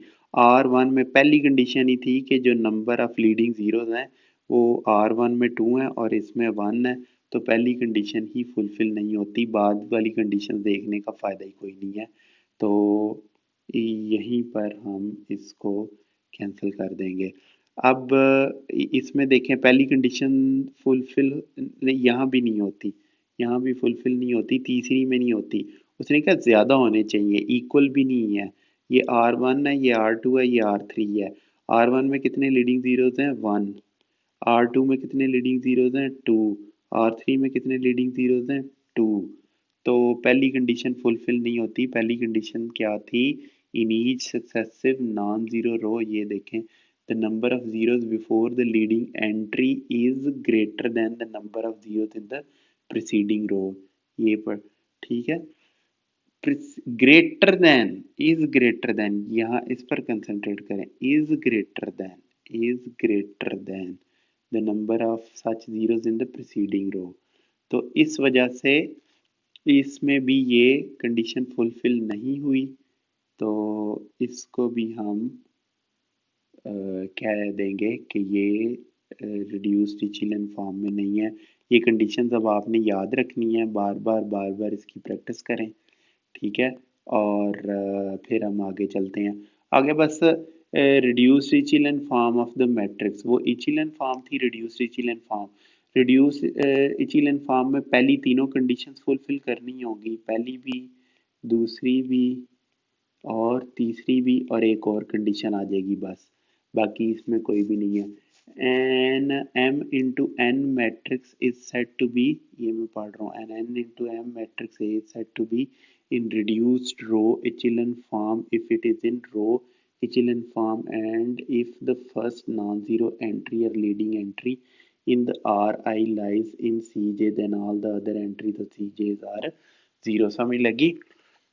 नहीं समझ लगी, दो तीन दफ़ा पढ़ें और इसको समझने की कोशिश करें। तो ख़ासकर ये जो मैथ गुरुज और मैथ लवर्स हैं, मैं पहले ही बता चुका हूँ, आपको सेल्फ स्टडी की आदत होनी चाहिए। और अगर कोई सैम ये लेक्चर देख रहा है तो आई वुड रिकमेंड के ठीक है, अगर आपको शौक है तो लेक्चर देख लें, नहीं तो आप सिर्फ क्वेश्चंस करें और इस मैथ पे कम से कम वक्त लगाएं अपने। इससे बेहतर है अपने पेरेंट्स की खिदमत करें, उस पर टाइम लगाएं, अपने दोस्तों क्वालिटी दोस्तों के साथ क्वालिटी टाइम गुजारें। आप ज़िंदगी में कामयाबी के लिए आपके पास और स्किल्स होने चाहिए, ठीक है ना। मैथ में ज़्यादा अपना सर जाने की कोशिश मत करें। इंटरपर्सनल स्किल्स अपने इम्प्रूव करें। आपने अगर बिजनेसमैन बनना है तो वो जाके आप देखें, इधर इतना जो है अपना टाइम ना लगाएं। अच्छा, आप सिर्फ क्वेश्चंस करें, पेपर पास करें एंड दैट्स इट। अपनी ज़िंदगी में जो आप करना चाहते हैं उस पर गौर व फिक्र करें। मेरा मतलब मैट्रिक में एक दोस्त था, वो मैट्रिक में सप्ली लेलू के पास हुआ है, आज वो प्रॉपर्टी डीलिंग का काम करता है। तो मतलब मैं सारी ज़िंदगी पाकिस्तान में जॉब करता रहूँ, मैं उसके करीब नहीं पहुँच सकता कमाई में। तो लेकिन वो जो है शायद एक मकान बेच के वो बहुत से इंजीनियर्स की तनख्वाहों से ज़्यादा पैसे कमा लेता है। तो कहने का मकसद है कि मैथ ही नहीं है सिर्फ ज़िंदगी में कामयाबी के लिए। खैर, ये बहुत दफ़ा मैं पहले बता चुका हूँ और ये मैं बताता रहूँगा बार बार, ताकि मतलब आपका वक्त बचे। कोई अगर आपके इर्द गिर्द पागल है जो आपको कह रहा है, मतलब जो सैम कैटेगरी है उसको कह रहा है कि लड़ो अपने नफ्स के साथ और मैथमेटिक्स में चैंपियन बन जाओ, तो वो जो है ना वो आप कुछ नहीं समझता, आपका टाइम बर्बाद करवा रहा है, आपकी एनर्जी और वक्त बर्बाद करवा रहा है। चलें, मैथ गुरुज और मैथ लवर के लिए बहुत ज़रूरी है। आप ये चीज़ें नहीं करेंगे तो पछताएंगे आगे चल के। अच्छा जी, ये हमने ये एचिलन फॉर्म और रिड्यूस एचिलन फॉर्म हमारे वक्त में नहीं होता था, ये चैप्टर थोड़ा सा इन्होंने चेंज किया है। कोर्स बिल्कुल यही था, इवन के क्वेश्चंस भी तकरीबन वही हैं, लेकिन ये चीज़ें अब इस चैप्टर में ऐड की हैं, जो कि बड़ी अच्छी बात है। ये जब मैंने वो कंट्रोल सिस्टम पढ़ना था तो बहुत दिक्कत हुई थी, फिर जाके लीनियर अलजबरा भी हमारी यूनिवर्सिटी ने हमें नहीं पढ़ाया था, ये सब्जेक्ट फिर मुझे खुद पढ़ना पड़ा। चलें, खैर, इस दोबारा इस लाइन को देखते हैं। An m into n matrix A said to be in reduced row echelon form if it is in row echelon form, यानी कि पहली तीनों कंडीशंस फुलफिल होंगी, यहाँ तक इसने यह कहा है। अब चौथी कंडीशंस बताने लगा है। If the first non zero entry in R1 lies in CJ then all the other entries of CJ are zero. ये बड़ी टेक्निकल किस्म की इसने बात की है, यानी कि RI और CJ के बारे में। यानी कि वो कह रहा है कि जो पहली फर्स्ट नॉन ज़ीरो एंट्री होगी ना, उस रो जो भी रो है उसकी जो पहली नॉन ज़ीरो एंट्री होगी, वो जो नॉन ज़ीरो एंट्री जिस कॉलम में होगी ना, उस कॉलम में बाकी सारी एंट्रीज ज़ीरो होंगी, ये कह रहा है। यानी कि वो कह रहा है कि ये देखें, ये है ना, इसमें पहली लीडिंग एंट्री 1 है, R2 में पहली लीडिंग एंट्री 1 है, यहाँ पर पहली लीडिंग एंट्री 1 है, यहाँ पर पहली लीडिंग एंट्री 1 है, यहाँ पर पहली लीडिंग एंट्री 1 है। वो कह रहा है कि इस कॉलम में, अब ये सेकंड कॉलम में है ना ये वाली एंट्री, तो इस कॉलम में बाकी सारे के सारे एलिमेंट ज़ीरो होने चाहिए। ये इस कॉलम में है ना 2 में, इसमें बाकी सारे के सारे जो हैं वो ज़ीरो होने चाहिए। ये और बाकी तो लीडिंग एंट्री है ही कोई नहीं। इसमें देख लें ये सारे के सारे ज़ीरो होने चाहिए, ये सारे के सारे ज़ीरो होने चाहिए। अगर इधर वन होता तो ये रिड्यूस्ड रो इचिलन फॉर्म में नहीं होती, शायद ये इचिलन फॉर्म में होती। तो सिर्फ और सिर्फ ये कहना चाह रहा है वो। उम्मीद है आपको समझ आ गई होगी। अब वो कहता है reduce the following matrix to row echelon and reduced row echelon form. तो पहले हम इसको इचिलन फॉर्म में, रो इचिलन फॉर्म में कन्वर्ट कर लेंगे, फिर इसको रिड्यूस्ड रो इचिलन फॉर्म में करके दिखाते हैं। ये ज़रा क्वेश्चन अहम है, तो मैं आपको ये करके दिखा देता हूँ एग्जाम्पल।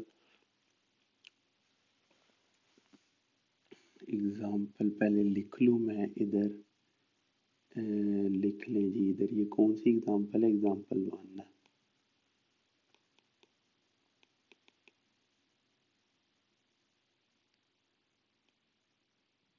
कह रहा है 2 3 -1 9 1 -1 2 -3 3 1 3 एंड 2। अच्छा जी, अब इसका सॉल्यूशन देखते हैं। पहले आप ऐसे करें, ये वन हमें पता है, अंदाज़ा है, हमने वो मैट्रिक्स डिटर्मिनेंट्स वाला चैप्टर पढ़ा है। वन को अगर हम पहले ले आए तो ज़रा ज़िंदगी आसान हो जाएगी हमारे लिए। तो -1 2 एंड -3 हम इधर कर लेते हैं, ठीक है जी।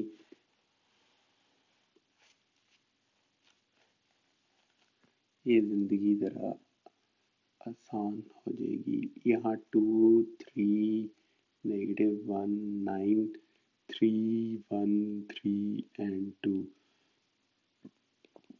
यहाँ आप लिख दें R1 और R2 को हमने इंटरचेंज कर दिया है।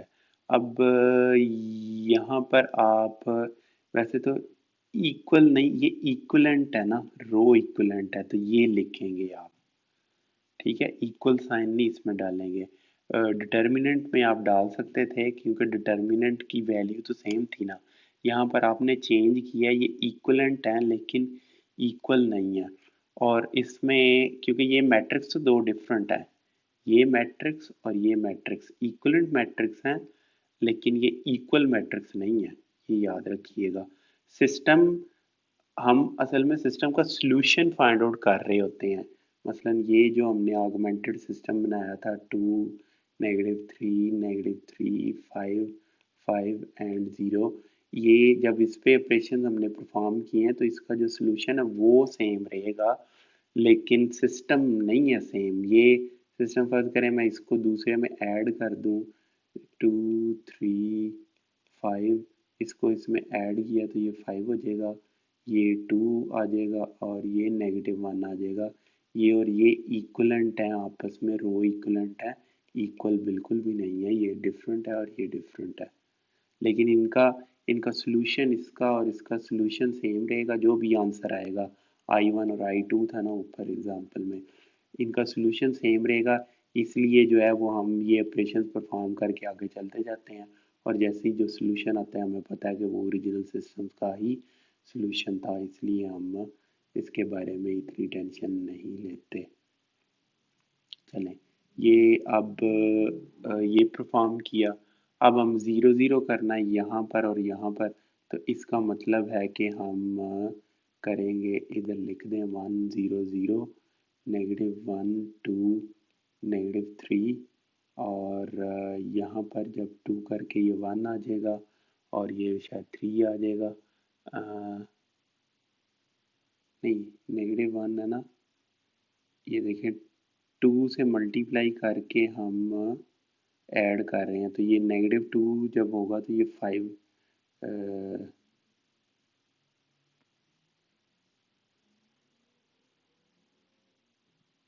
-2 से जब ये मल्टी 2 से मल्टीप्लाई करके सब्ट्रैक्ट कर रहे हैं, हाँ तो ये 5 हो जाएगा ना। 5 -5 15, ये हो जाएगा 4 -3 एंड 11। तो इधर आप लिख लें कि हमने क्या किया है, R2 में हमने सब्ट्रैक्ट कर दिया है 2R1 को, और R3 में हमने सब्ट्रैक्ट कर दिया है 3R1 को। ये हमने सब्ट्रैक्ट कर दिए।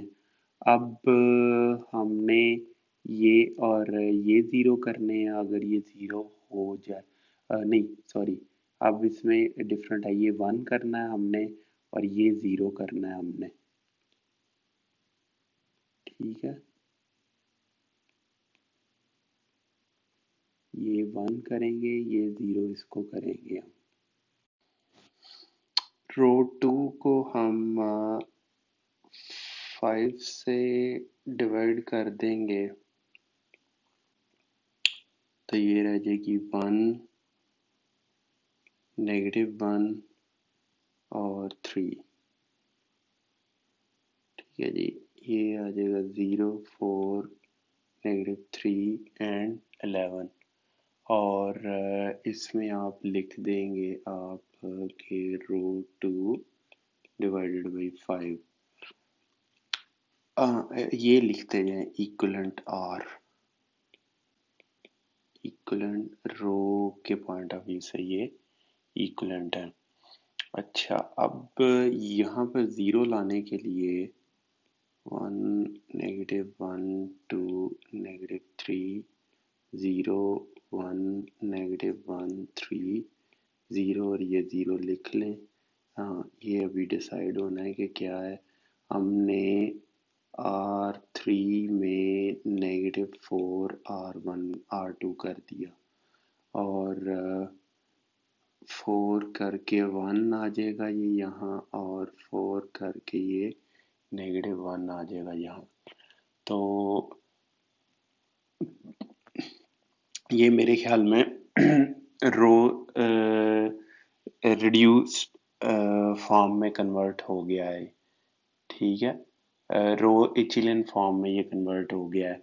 अब देख लेते हैं कि तीनों कंडीशन सेटिस्फाई हो रही हैं कि नहीं।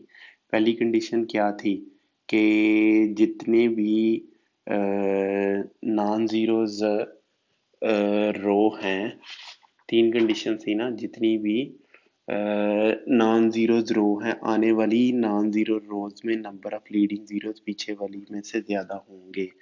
तो इसमें कोई भी नहीं है, ज़ीरो है, इसमें 1 लीडिंग ज़ीरो है, इसमें 2 है, तो ये तीनों कंडीशन फुलफिल होती है। दूसरी कंडीशन क्या थी कि हर नॉन ज़ीरो रो जो है वो प्रोसीड करेगी किसी भी ज़ीरो रो, अगर कोई ज़ीरो रो है तो दूसरे, वो ज़ीरो रो है ही कोई नहीं तो वो भी सेटिस्फाई हो जाएगी। तीसरी है the first non zero entry in each row is 1, ये भी हो गई। तो ये रो इचिलन फॉर्म में यहाँ मौजूद है। या इसे यहाँ पर लिखें, इन तीनों को मिटाएं यहाँ से और यहाँ पर लिखें, ऐसे लिख लें above matrix is in row echelon form, ऐसे लिख दें जी। अब आपने इसे रिड्यूस्ड रो इचिलन फॉर्म में करना है, तो क्या थी उसकी condition reduced row echelon form की? एक ही थी कि जो भी ये लीडिंग वंस हैं, ये लीडिंग वन है, ये लीडिंग वन है, ये लीडिंग वन है, ये लीडिंग वन है, तो इस ये ज़ीरोज़ होने चाहिए। ये इसको ज़ीरो करना हमने और इस केस में इन दोनों को ज़ीरो करना है, तो ये रिड्यूस्ड रो इचिलन फॉर्म में हो जाएगी। तो लिखें इसको, इक्वलेंट ये लिखें, तो 1 लिखें, 0 लिखें, 0 लिखें, 0 लिखें, 1 लिखें, -1 लिखें, 3 लिखें। अभी हम ऊपर उसे करने लगे हैं, तो यहाँ पर आप ज़ीरो लिख दें। अब ये दोनों डिसाइड होने हैं, क्यों? क्योंकि हमने कर दिया है R1 प्लस R2, तो ये इसको इसमें ऐड करेंगे, ये 1 हो जाएगा, इसमें ऐड करेंगे ये 0 हो जाएगा। अब हमने ये और ये दोनों ज़ीरो करने हैं तो बड़ा आसान है, इसमें ऐड कर दें, इसमें रो टू में इसको ऐड कर दें और रो थ्री रो वन से सब्ट्रैक्ट कर दें।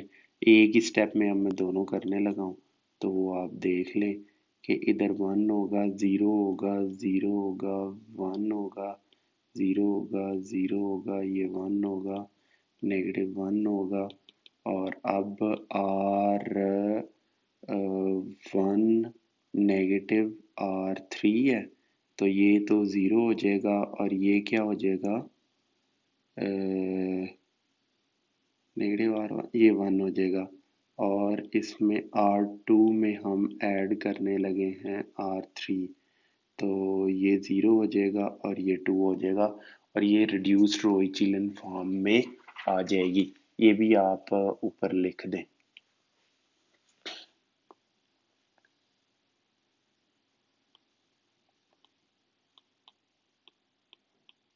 अब से ये कर दें,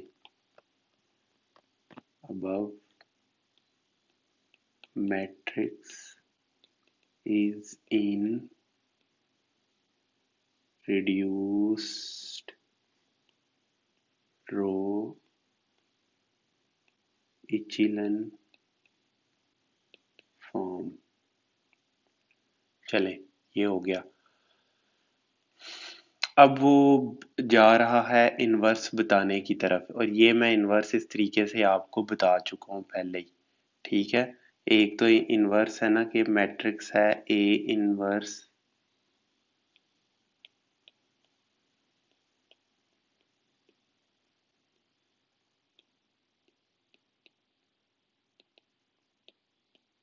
चलें, इसको मैं खुद ही अपनी तरफ से ये एक नाम दे लेता हूँ, बाय आइडेंटिटी मेथड। इसको ऐसे आप ये ज़्यादा आँखों को अच्छा लगता है और हाईलाइट ये ज़्यादा अच्छा करता है। ए इनवर्स एक तो ये था ना, इस तरह से हम फाइंड आउट कर रहे हैं।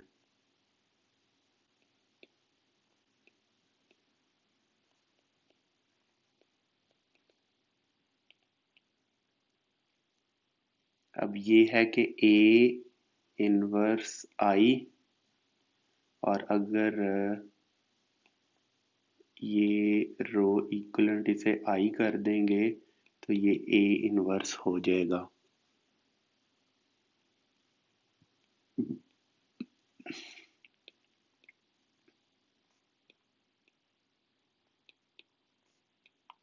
समझ लगी इसकी?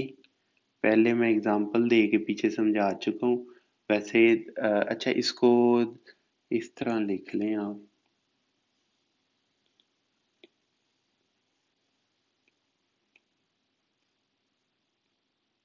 ठीक है जी।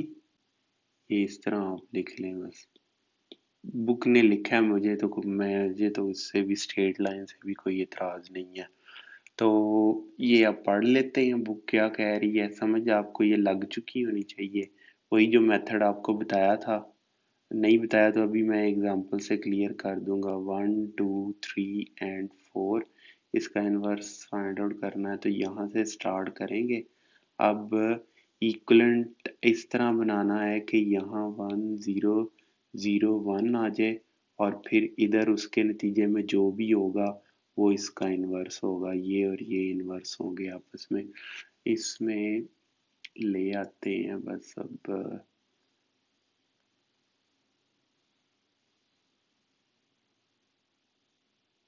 ये शायद नहीं, कट करें इसे।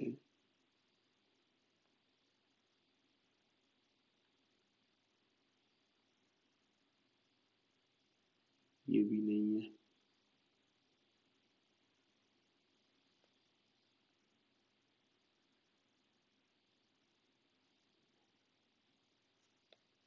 ठहरे मैं बताता हूँ। वन टू थ्री,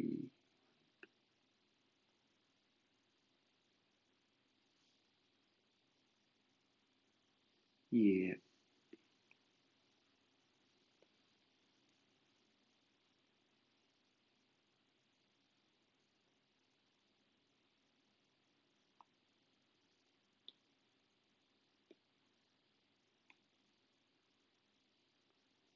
ठीक है जी। ये जो ऊपर लिखा है मैंने, इसने इसको यहाँ पर इस फॉर्म में एक्सप्लेन कर दिया है। ये एग्जांपल आप जो नीचे है ये वाली, ये आप देख लीजिए ये कि इसने इसको कैसे सॉल्व करने की कोशिश की है। पहले उसने डिटर्मिनेंट फाइंड आउट कर लिया। हाँ, ये एक अच्छा मूव है। ये एक अच्छा मूव है, क्योंकि अगर ये ज़ीरो है तो आपको बहुत दूर बाद जाके पता चलेगा जी कि ये तो सिंगुलर मैट्रिक्स ही नहीं था, नॉन सिंगुलर मैट्रिक्स ही नहीं था और इसका इन्वर्स फाइंड आउट नहीं हो सकता। तो आप यहाँ से इस ऐसे स्टार्ट कर लें। अब वो बिल्कुल उसी तरीके से जैसे मैंने ये इधर 2 by 2 मैट्रिक्स के लिए बताया है। ये एग्जांपल मैं आपको करवा दे वैसे ही ऊपर से ही बुक से ही एक्सप्लेन कर देता हूँ, लेकिन मैं आपको वो ऊपर 2 by 2 वाली एग्जांपल खुद करके दिखाऊंगा, और उतना ही काफ़ी होगा, क्योंकि आगे चल के प्रैक्टिस बुक में हो तो जानी है हमारी। अब वो कर ये रहा है कि यहाँ पर उसने स्टार्ट किया है, तो इधर सिर्फ और सिर्फ ये आइडेंटिटी मैट्रिक्स लाएगा। उसके लिए यहाँ वन लेकर आएगा और यहाँ ज़ीरो और ये ज़ीरो, यानी कि इनके अलावा वन वन वन इधर होगा और बाकी सारे ज़ीरो होंगे। ये हमारा गोल है। तो इसमें अगर आप रो भी चेंज कर सकते हैं, वन इधर पहले ही है, फर्स्ट और थर्ड रो को अगर इंटरचेंज करें इस तरह अगर आप लिखें R3 एंड R1, तो फिर इधर भी आपको वही काम करना पड़ेगा। फिर ये इधर वाला मैट्रिक्स हो जाएगा 0 0 1 0 1 0 1 0 0, ये हो जाएगा।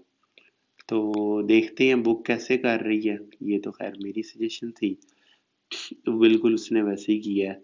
R1 एंड R3 को इंटरचेंज किया है। ठीक है। तो ये देख लें, बिल्कुल यही मैंने लिखा था, वही कर दिया उसने। अब दूसरे स्टेप में वो कर रहा है वो जगह बचाने के लिए ये उसके नेक्स्ट ये लिख रहा है। आप वैसे इधर भी R लिख सकते हैं जी कि ये उसके ऊपर के उसके इक्वलेंट है, लेकिन खैर। अच्छा जी, अब R2 और में -3 R1 ऐड कर दिया उसने। ठीक है, क्योंकि ये 3 से जान छुड़ानी है और फिर 2 से इस तरह करके जान छुड़ानी है। यहाँ पर 0 0 आ गए। अब ये यहाँ पर 0 लेकर आना है, तो उसके लिए देखते हैं दो जगहों पर 0 लाना है। ये 0 लाना है और ये 0 लाना है, तो उसके लिए ये 1 इस्तेमाल होगा। वो 1 देखते हैं कि क्या कर रहा है। R3 में वो R2 को सब्ट्रैक्ट कर रहा है और R1 से R2 को 2 से मल्टीप्लाई करके सब्ट्रैक्ट कर रहा है। तो उसके नतीजे में ये 1 आ गया, 1 आ गया और यहाँ 7 आ गया। अब यहाँ 1 लाने के लिए 7 से डिवाइड करेंगे ना, तो उसके नतीजे में ये मैट्रिक्स मिला हमें। ये देखें, इधर तो 1 1 1 आ गया, इधर ये मैट्रिक्स हमें मिला। ठीक है, उसे R1 में 6, R3 को 6 से मल्टीप्लाई करके सब्ट्रैक्ट कर रहा है 1 से, R2 को 4 से मल्टीप्लाई करके ऐड कर रहा है R2 में। तो हमें फिर ए इनवर्स ये मिल जाएगा और यहाँ 1 1 1 ये आइडेंटिटी मैट्रिक्स हो गया, तो ये फिर इनवर्स ही होगा। चलें, ये सारा कुछ हमने देखा। अब यहाँ बिल्कुल उसी एग्जांपल को मैट्रिक्स कॉलम की सूरत में करके दिखाना चाह रहा है। तो वही बिल्कुल वही स्टेप होंगे, बस उसके करने का मकसद आपको ये बताना है कि इस तरीके से भी ये क्वेश्चन हल हो सकता है। मैं अब आपको ये हल करके दिखाऊं।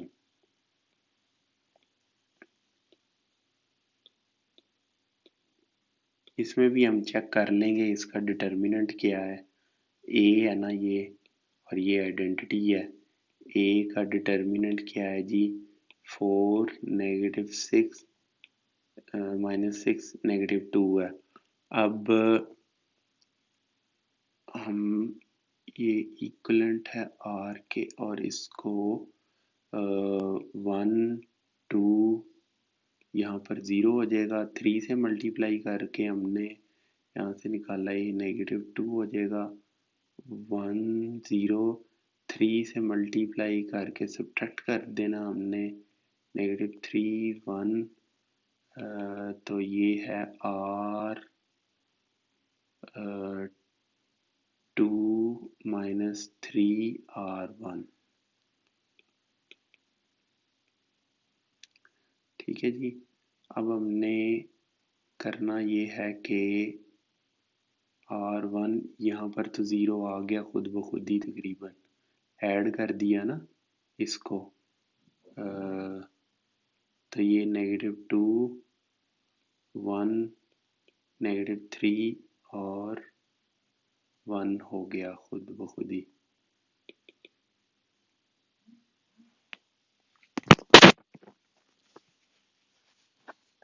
हमने क्या किया है, हमने किया है कि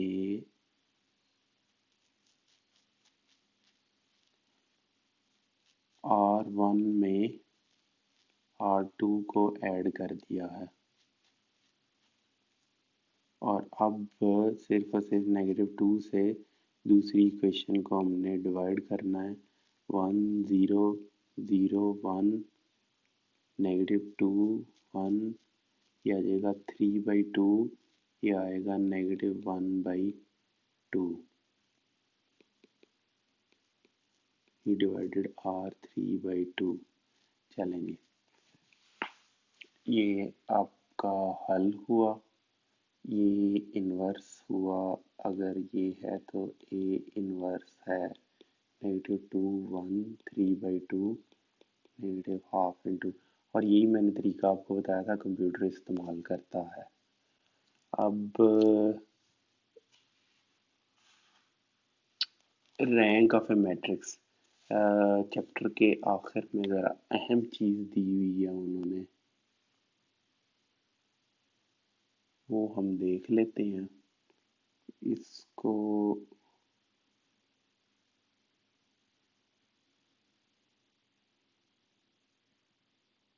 चलिए, उसका क्या कसूर है, उसे भी फिर नोट्सों में शामिल कर ही लेते हैं। ये आप देख लीजिएगा इसको खुद ही, ठीक है।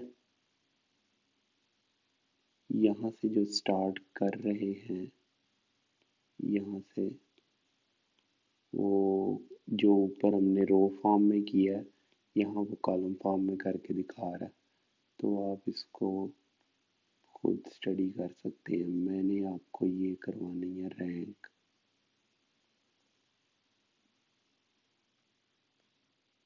ये रैंक पर आप देखते हैं रैंक ऑफ मैट्रिक्स, बहुत आसान है, इंतहाई आसान है। अगर आपको इचिलन और रिड्यूस्ड रो इचिलन फॉर्म और रिड्यूस्ड रो इचिलन फॉर्म आती है, तो फिर ये रैंक इंतहाई आसान है। Let A be non zero matrix if R is the number of non zero rows when it is reduced to the echelon form, then R is called the rank of the matrix। ये कोई भी form हो, reduced row इचिलन हो या रो echelon form हो, ठीक है। रो इचिलन या रिड्यूस्ड रो, ये इसने रिड्यूस कह दिया चले, तो जितने भी नॉन ज़ीरोज़ होते हैं वो इसका रैंक होता है। यानी कि यहाँ पर हमने इसे, ये मैट्रिक्स था हमारे पास, यहाँ कन्वर्ट हो गया इसमें, ये है रिड्यूस रो इचिलन फॉर्म। कितने हैं, दो नॉन ज़ीरोज़ रोज़ हैं, 1 और 2, ये नॉन ज़ीरोज़ रोज़ हैं, तो इसका मतलब है इस मैट्रिक्स की रैंक क्या होगी, 2। As the number of non-zero rows 2 when the given matrix is reduced to the reduced row echelon form, therefore the rank of the given matrix is 2। चले, ये छोटा सा क्वेश्चन था, ये कर लिया। अब नेक्स्ट एक्सरसाइज 3.4 है, वो हम देख लेंगे। आपके सुनने का शुक्रिया, इस पैगाम को प्लीज़ फैलाएं और सजेशन से आगाह कीजिएगा। ये नेक्स्ट लेक्चर में फिर उसी तरह मैं एक्सरसाइज 3.4 कवर कर दूंगा। इस लेक्चर में थ्योरी कवर की है मैंने, ये काफ़ी अहम है प्रैक्टिकल पॉइंट ऑफ व्यू से भी, और पूरे का पूरा chapter exam point of view से तो अहम है ही है। इसमें से कोई भी क्वेश्चन आ सकता है, स्किप नहीं आप इसको कर सकते। ठीक है, इजाज़त दीजिए, अपना ख्याल रखिएगा, अपने इर्द गिर्द के लोगों का भी। अल्लाह हाफिज़।